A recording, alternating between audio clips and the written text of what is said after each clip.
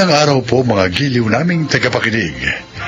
Maririnig natin ang paglalakad ng isang padre de pamilya na kung paano niya natagpuan ang nawawalang bahagi ng kanyang pagkatao. Siya ay si Mario. 12 kami magkakapatid at walang maayos na hanap buhay ang aming mga magulang.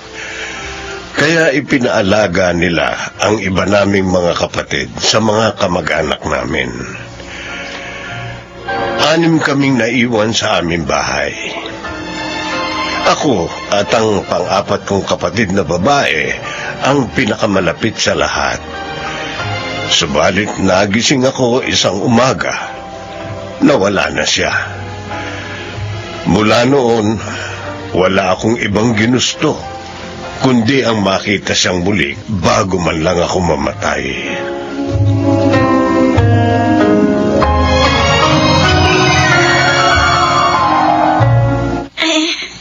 Aray, ang sakit na ng balakang ko. Nakakapagod maglinis ng bahay. Upo nga muna ako. Ano to mga ito?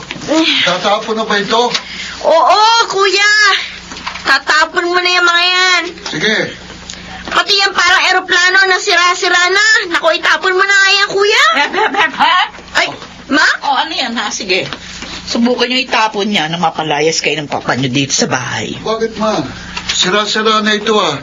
Pinakalawang na nga oh. Basta, huwag nyo yung gagalawin. Huwag nyo gagalawin. Hayaan nyo lang yan dyan. Ma, kabibili lang namin ni kuya ng bagong divider, oh. Pangit naman kung ilalagay namin dyan yan, yung lumang laruan. Hindi magandang tingnan eh. Pwede huwag niyong tingnan. Ayan na. Yan ang habang sinasabi ko. Porque nakakabili na kayo ng mga magagarang gamit nyo ngayon. Ganyan na kayo magsalita. Hindi naman sa ganun pa, kaya lang, Kapag may nagtapon ito sa inyo, huwag nyo nang iisipin pang umuwi rito sa bahay. Ay, naku. Yan. Kasi nagmamagaling kayo. Sinabihan ko na nga kayo, ayaw nyo makinig. Bakit? Kanina pa kasing laruan yan, ma?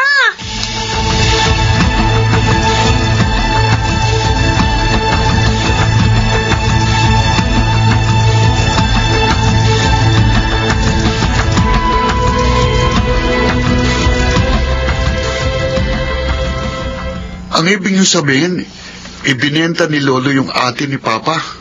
Hindi niya rin alam, pero mukhang may nangungursunada daw dun na binatang galing sa mayamang pamilya. Kaya ang duda niya, binenta ng lolo nyo para may panggasto sila. Ay, grabe naman yun, ma. Kaya mula noon, hindi niya na nakitang muli si Ate Helen. Ilang taon na kaya siya ngayon, ma? Baka mga 65 years old. Matanda ng 5 o 4 na taon niyo sa papa niyo. Ay, kaya pala ayaw niyang itapon yung laruan na yun kasi bigay pa yun ng kapatid niya. Yun na lang ang remembrance niya sa kanyang ate. Bakit ngayon niyo lang ito nasabi sa amin? Kasi ayaw niyang nababanggit ang tungkol kay Ate Helen. Nalulungkot siya. Pero kahit naman hindi nababanggit si Ate Helen, alam kong walang araw na hindi niya naaalala ang kanyang kapatid. Ano na kayang apelyido ng ate niya ngayon? Baka maaari nating hanapin sa Facebook. Ay, oo nga, kuya. Yan nga naisip ko eh. Pwede ba yan? May bayad ba? Ay, wala po.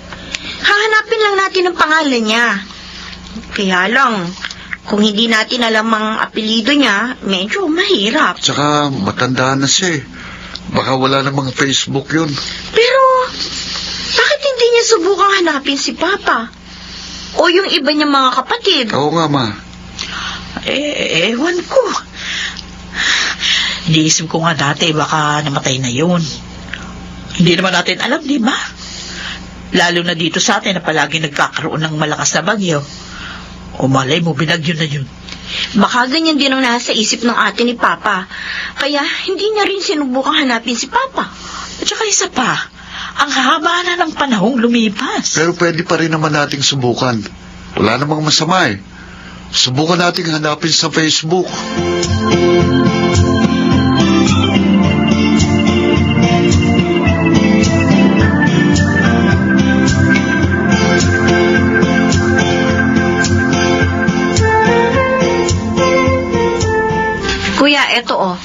patingin.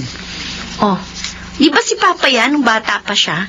Uy, buti na lang may nakatago pa siyang larawang ganito. O, yan na lang ang gamitin natin profile picture niya sa Facebook account na gagawin natin para sa kanya. Oo, sige. Kapag gumamit tayo ng picture niya, ngayong matanda na siya, hindi naman sa makakilala ng ate niya. Sana hinahanap din siya ng ate niya, no? Kung tayong dalawa kaya nagkahiwalay, hanapin mo rin ba ako? Baka hindi. Ha? Mas tahimik kasi ang buhay kapag wala ka eh. Ganun. Ay, ano ba? Joke lang naman yun. Kapag ikaw ang nawala, kukunin ko yung picture mo nung high school ka. Ipapiprint ko tapos lalagyan ko ng missing. Ang pangit ng picture ko na yon. Ang itim-itim ko doon. Tapos may basa akong 2 inches. Kung bakit naman kasi kayo mga babae, kapag bored kayo, naglalagay kayo ng bangs. Hindi na ngayon. Natuto na ako. Buti naman. Ay, tara na nga. Iscan mo na yung picture na magawa na natin ng FB account si Papa.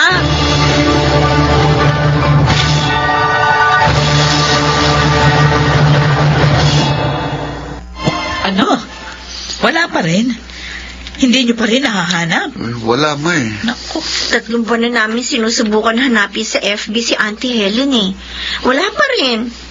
Ginawa na namin ng FB account si Papa pero wala rin. Walang nangyayari. Ay. Mabuti na lang pala talaga, hindi natin sinabi kay Papa. Baka umasa lang siya eh. May tumatawag. Ha? Sino to? Teka, sino yan? Ay, teka. Hindi ko account ang nakabukas dito sa isa kong cellphone eh. Account ito ni Papa. Uy, sagutin mo, dali. Ano yan? Bakit? Ha? Ay, eto na, sasagutin ko na. Ma, huwag ka maingay, ha? Hello?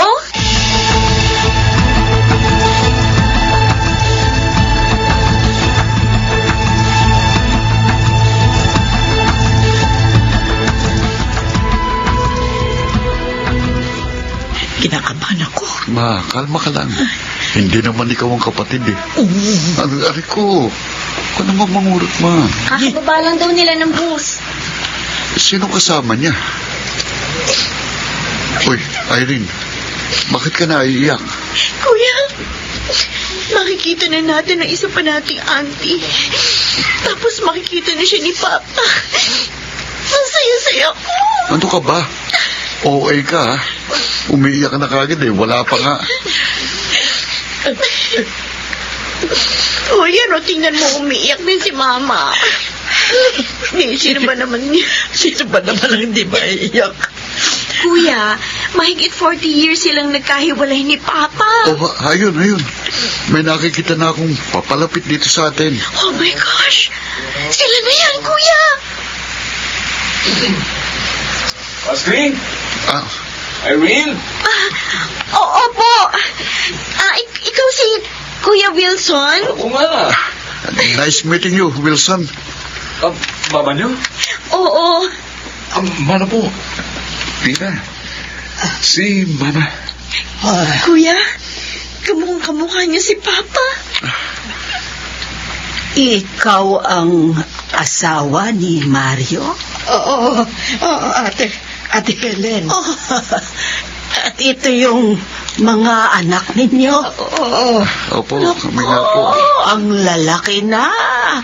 Itong binata nyo, kamukha ni Mario. Pareho kayo ng mata ng papa mo. Ay, maaari ko ba kayong yakapin? Oo naman po, Auntie. Ate, Salamat. Salamat sa Panginoon at nakita ko kayo. Ay, nakita ko rin kayo sa wakas.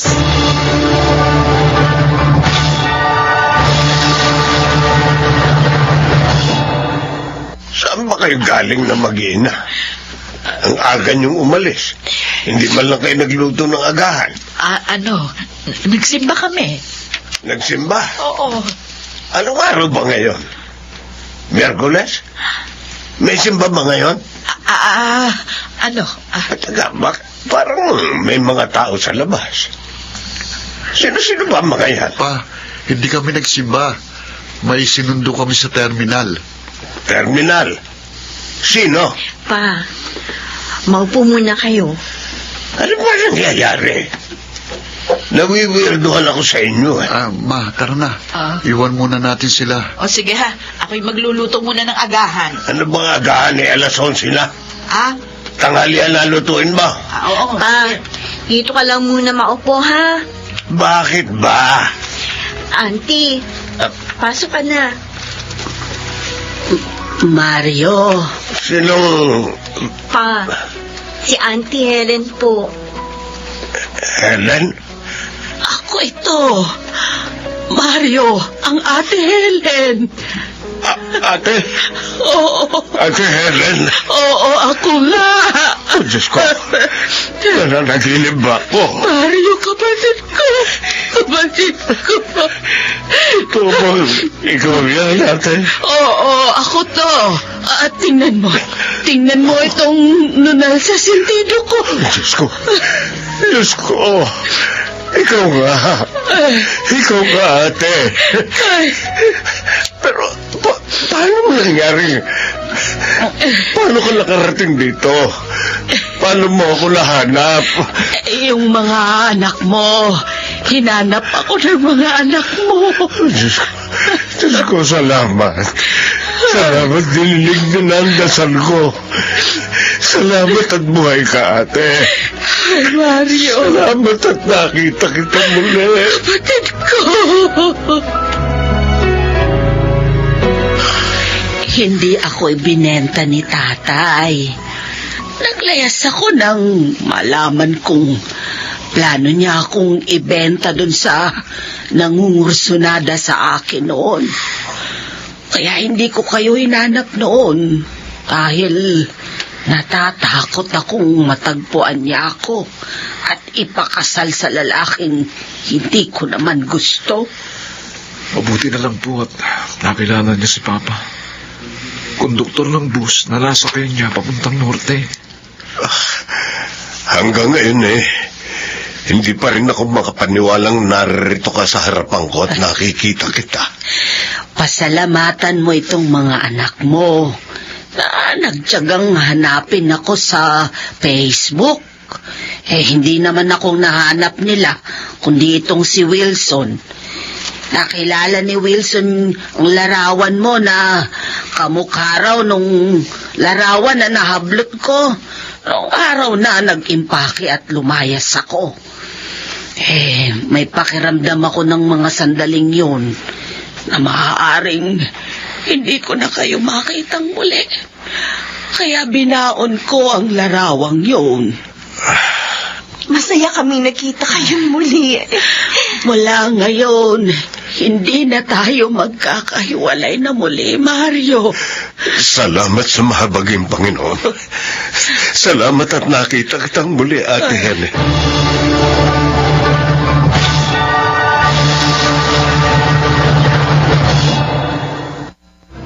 Wala akong pagsidlan ng kasiyahan nang makita kong muli ang kapatid kong napakatagal kong hinintay na makitang muli. Araw-araw, pakiramdam ko may nawawalang bahagi sa aking pagkatao dahil sa pagkakawalay namin sa isa't isa. Ngayon, bagamat magkalayo ang tirahan namin, madalas kami magkita at magkausap sa tulong ng teknolohiya. Napakasaya ko.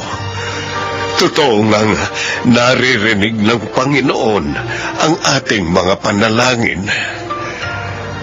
Ako si Mario, at ito ang aking buhay. Huwag sana tayong magsawang manalangin. Dahil kung naaayon sa kalooban ng Panginoon ang ating dasal, ibibigay niya ito sa atin. Mga nagsiganap: Chiquit del Carmen Amor, Rosana Villegas, Jenaline de la Cruz, June Martin de Gaspi, Phil Cruz at Lionel Benamin sa papel na Mario.